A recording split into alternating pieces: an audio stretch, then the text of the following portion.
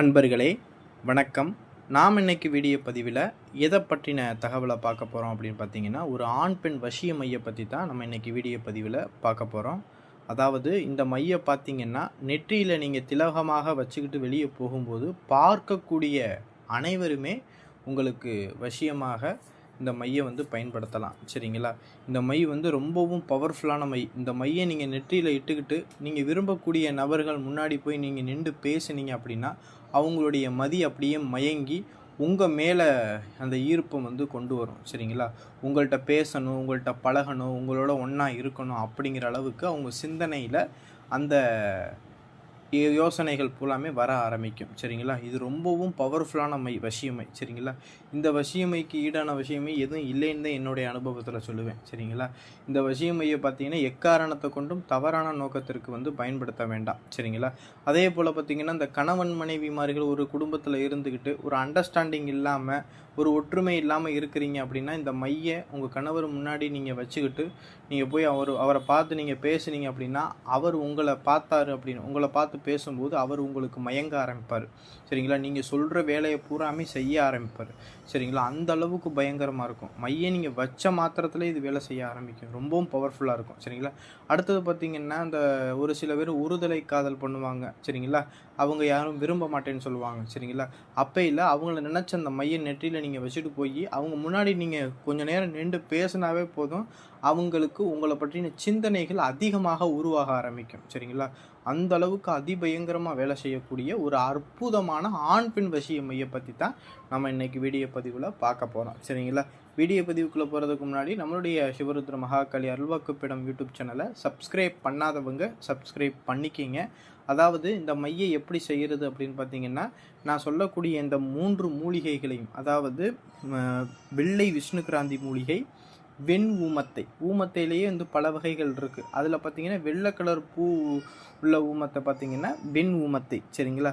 அடுத்து பார்த்தீங்கன்னா தொட்டால் சினிங்கி. சரிங்களா? இந்த 3 மூலிகைகளையும் பூச நட்சத்திரத்தில் பூச நட்சத்திரத்தன்னைக்குன்னு விடியற் காலையில் இந்த மூலிகையை காப்பு கட்டி சாப நிவர்த்தி பண்ணி இந்த மூலிகையுடைய முழு சமூலத்தையும், அதாவது முழு வேரையுமே எடுத்துக்கிறோம். சரி, எடுத்துக்கிட்டு ஒரு மண் சட்டியில் நீங்கள் என்ன செஞ்சீங்கன்னா பச்சை கற்பூரம் போட்டு அதை எரிச்சிங்க அப்படின்னா அந்த மூலிகையுடைய வேர்கள்லாம் கறி பக்குவத்தில் வந்துடும்.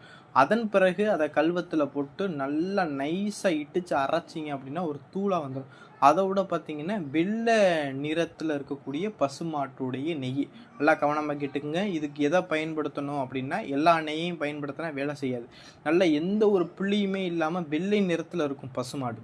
சரிங்களா? அந்த பசுமாட்டில் இருக்கக்கூடிய பாலை எடுத்து நம்ம நெய் செஞ்சு அந்த நெய்யைத்தான் இந்த மைக்கு நம்ம அரைக்கணும். சரிங்களா?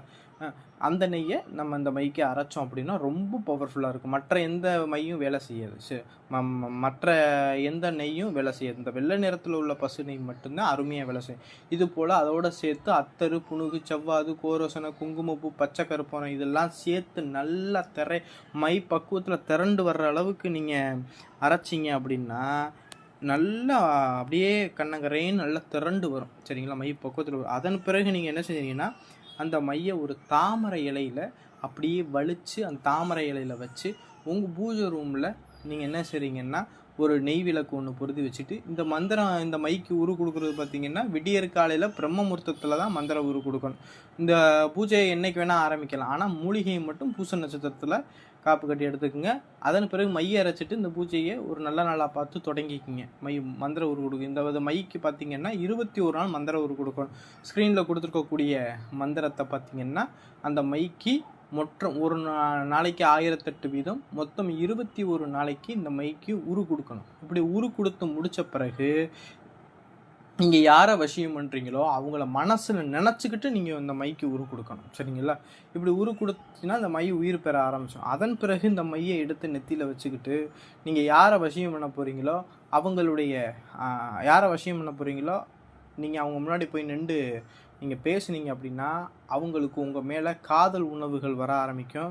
அதே போல் பார்த்திங்கன்னா இந்த மையில் பார்த்திங்கன்னா காம உணர்வுகளும் வர ஆரம்பிக்கும். உங்களை பார்க்கக்கூடிய நபர்களுக்கு பார்த்திங்கன்னா உங்கள் கூட ஒற்றுமையாக இருக்கணும் அப்படிங்கிற மாதிரி நினப்புகள்லாம் வர ஆரம்பிக்கும். அந்த அளவுக்கு அவங்களுடைய மதியை மோகிக்க வைக்கக்கூடிய ஒரு மை இது சரிங்களா. இது மோகன மைன்னோட சொல்லலாம் சரிங்களா. ரொம்பவும் பவர்ஃபுல்லான மை இது சரிங்களா. எக்காரணத்தை கொண்டும் இதை தவறான நோக்கத்திற்காக பயன்படுத்தாதீங்க சரிங்களா. இந்த வீடியோ பதிவு பிடிச்சிருந்துச்சு அப்படின்னா நம்மளுடைய சிவருத்ர மகாகாளி அருள்வாக்குப்படம் யூடியூப் சேனலை சப்ஸ்கிரைப் பண்ணாதவங்க சப்ஸ்கிரைப் பண்ணிக்கிங்க. இந்த மை யாருக்காவது வேணும் அப்படின்னு நீங்கள் நினச்சிங்க அப்படின்னா நம்மளுக்கு ஸ்க்ரீனில் தெரியக்கூடிய அந்த வாட்ஸ்அப் நம்பருக்கு தொடர்பு கொண்டு நம்மள்ட்ட இந்த மை வேணுங்கிறவங்க வாங்கிக்கிறலாம் சரிங்களா. நன்றி, வணக்கம்.